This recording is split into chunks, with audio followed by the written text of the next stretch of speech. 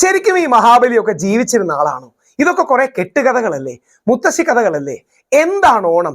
യഥാർത്ഥത്തിൽ ഓണം നമ്മുടെ വലതുപക്ഷക്കാരും തീവ്ര ഒരു വലതുപക്ഷ സ്വഭാവം സൂക്ഷിക്കുന്നവരും പറയുന്ന പോലെ വാമന ജയന്തിയാണോ? മഹാബലി ദളിതനാണോ? മഹാബലി ദ്രാവിഡനാണോ? മഹാബലി അതോ പൂണൂലിട്ട ആര്യൻ വംശജനാണോ? തുടങ്ങിയ ഒരുപാട് ചോദ്യങ്ങൾ ഓണത്തിലുണ്ട്. ഈ മനോഹരമായ ഓണം ആഘോഷിക്കുന്നതിനോടൊപ്പം മഹാബലി ആരാണ് എന്നുകൂടി അറിയാൻ നമുക്ക് ഉത്തരവാദിത്വമുണ്ട്. മഹാബലിയെയും വാമനനെയും സ്മരിച്ചുകൊണ്ട് നിങ്ങൾക്ക് എല്ലാവർക്കും ഓണാശംസ നേർന്നുകൊണ്ട് എന്താണ് ഓണം, ആരാണ് മഹാബലി? നമസ്കാരം.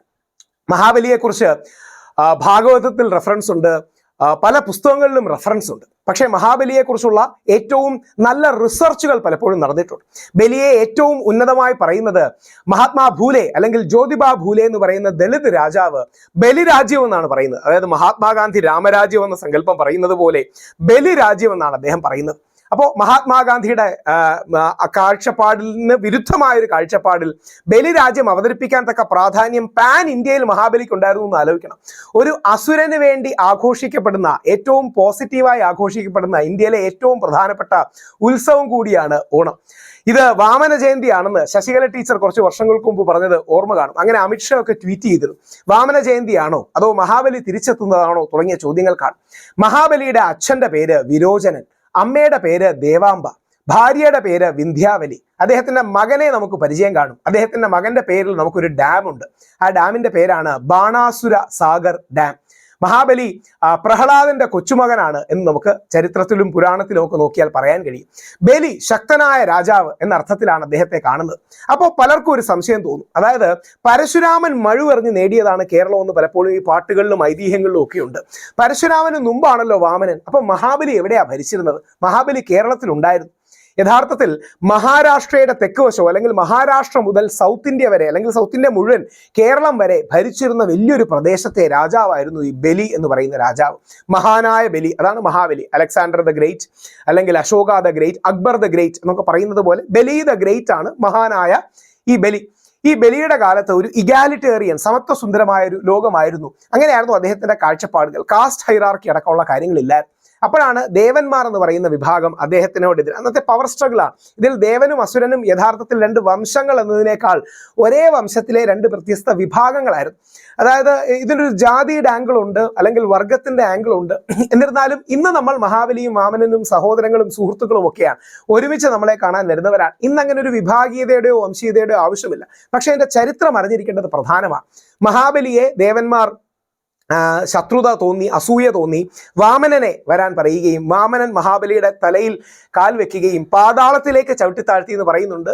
ആധുനിക കാലത്ത് ഈ സവർണ ഹിന്ദു സമൂഹത്തിന് ഗിൽറ്റ് കൂടുമ്പോൾ അത് പാതാളമല്ല സുതലത്തിലേക്ക് ഉയർത്തിയതാണെന്ന് പറയുന്നുണ്ട്. എന്തായാലും മഹാബലിയെ നാട് കടത്തി എന്നുള്ള കാര്യം സത്യമാണ്. മഹാബലിയെ യഥാർത്ഥത്തിൽ സൗത്ത് അമേരിക്കയിലേക്കാണ് നാട് കടത്തിയതെന്ന് ജീൻ ഡി മാറ്റ്ലോക്ക് എന്നൊരു അമേരിക്കൻ അമച്വർ ഹിസ്റ്റോറിയൻ പറയുന്നുണ്ട്. അതായത് ഇതാണ് ഇന്ത്യയെങ്കിൽ ഇന്ത്യയുടെ മറുഭാഗത്തെ ലോകം, opposite side of the world, അതിനെയാണ് പാതാളം എന്ന് പറയുന്നത്.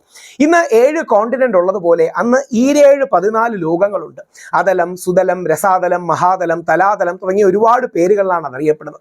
അങ്ങനെ മഹാബലിയെ പ്രാചീന സൗത്ത് അമേരിക്കയിലേക്ക് നാട് കടത്തിയതാണെന്നും പ്രാചീന സൗത്ത് അമേരിക്കൻ മയൻ സംസ്കാരത്തിന് നമ്മുടെ ഇന്ത്യയുടെ സംസ്കാരത്തോട് ഒരുപാട് ബന്ധങ്ങൾ ഉണ്ടെന്നുള്ള തിയറിയൊക്കെയാണ് Jean de Matlock India once ruled Americas എന്ന പുസ്തകത്തിൽ മെൻഷൻ ചെയ്യുന്നതൊക്കെ. അപ്പോൾ സത്യമാകാം, ഹാഫ് ട്രൂത്ത് ആകാം, ഫാൻസിഫുൾ തിയറി ആകാം, അറിയില്ല. പക്ഷേ മഹാബലിയെ ഓർക്കാൻ കൂടി ഈ അവസരം നമ്മൾ എടുക്കേണ്ടത് പ്രധാനമാണ്.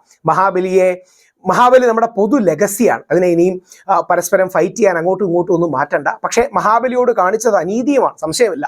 അതുകൊണ്ടാണ് വാമനന്റെ മേളിൽ മഹാബലി ഇപ്പോൾ നിൽക്കുന്നത്. ദൈവമായ, അതായത് ഇന്നത്തെ തിരുവോണം എന്ന് പറഞ്ഞാൽ വാമനന്റെ ജന്മദിനമാണ്. അതായത് മഹാവിഷ്ണു ജനിച്ച ദിവസമാണ് ഓണം.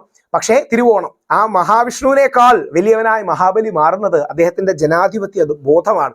എതിരാളിയോടും അല്ലെങ്കിൽ മറുഭാഗത്തുള്ള വ്യക്തിയോട് പോലും ആദരവോടെ പെരുമാറാൻ കഴിയുന്നതാ ആ മഹാബലിയുടെ ഗുണം നമുക്ക് ഉണ്ടാകട്ടെ. വാമനനെയും മഹാബലിയും ഒക്കെ സ്വാഗതം ചെയ്യാൻ നമുക്ക് കഴിയട്ടെ. ചരിത്രത്തെ പഠിക്കാൻ വേണ്ടി ഉപയോഗിക്കുക, പരസ്പരം സ്പർദ്ധയ്ക്ക് വേണ്ടിയല്ല. എല്ലാവർക്കും നല്ലൊരു ഓണം ആശംസിക്കും. നിങ്ങൾ നിങ്ങളുടെ നിലപാടുകൾ കമന്റ് രൂപത്തിൽ ഇടുക. എല്ലാ കമന്റും ഞാനിത് വായിക്കുന്നുണ്ട്.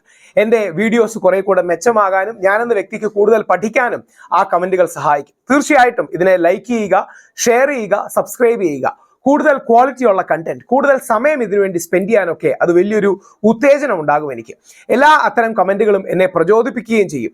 നിങ്ങളുടെ ആ കമന്റ്സ്, നിങ്ങളുടെ ലൈക്സ്, നിങ്ങളുടെ സ്നേഹം, നിങ്ങളുടെ ആദരം, നിങ്ങളുടെ എല്ലാ positive criticism, negative criticism, feedback ഞാനെന്ന വ്യക്തിയെ കൂടുതൽ കാര്യങ്ങൾ ചെയ്യാൻ പ്രേരിപ്പിക്കുകയും ചെയ്യും.